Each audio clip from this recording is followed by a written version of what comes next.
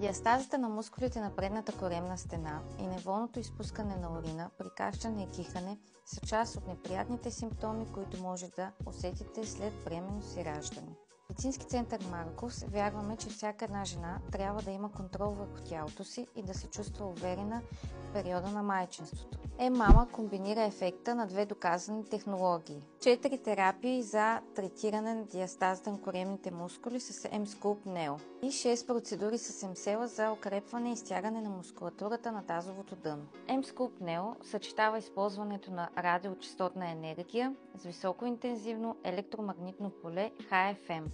Тази комбинация разгражда излишните мазнини в коремната област. Устройството се поставя върху корема и стимулира предните коремни мускули. Само за 30 минути получавате ефекта на хиляди коремни преси.